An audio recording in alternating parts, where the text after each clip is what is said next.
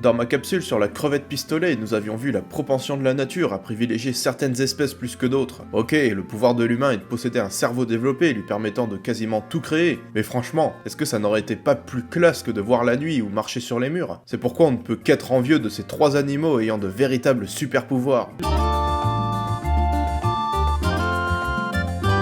Salut les jeunes, je suis Tillinghast et aujourd'hui on observe les X-Men du règne animal. Commençons en douceur avec le colibri. Aussi appelé oiseau-mouche, ce petit volatile du continent américain mesure entre 2 et 35 cm selon les espèces. Son super pouvoir? Il adore l'eau sucrée, subtil nectar qui... Non je déconne, c'est un véritable drone. Déjà parce qu'il peut voler à une vitesse supérieure à 90 km/h et est aussi le seul oiseau à pouvoir voler en arrière, mais surtout parce qu'il peut rester stationnaire grâce à ses battements d'ailes. En effet, le colibri bat ses ailes entre 20 et 80 fois à la seconde, ce qui crée un vrombissement caractéristique, comme celui d'un gros bourdon.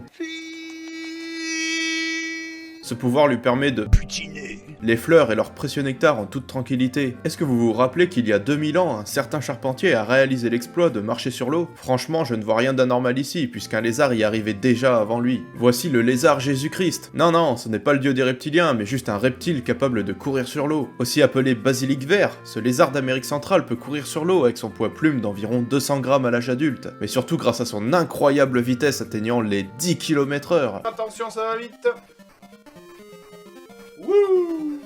Outre le fait que sa dégaine de course soit impeccable grâce au mouvement complexe de ses pattes arrière et du dépliement de ses palmes, il se sert de ce pouvoir pour fuir d'éventuels prédateurs. Si un humain voulait faire de même, il devrait courir à 110 km/h et avoir des muscles 15 fois plus développés. Terminons en beauté avec Wolverine. Non, je veux le vrai Wolverine. Perfection. Voici la grenouille velue d'Afrique, un petit batracien mesurant à peine 11 cm et possédant l'extraordinaire capacité de briser ses os d'orteil pour les transformer en griffes, qui percent ses ventouses, afin de se défendre en cas d'attaque.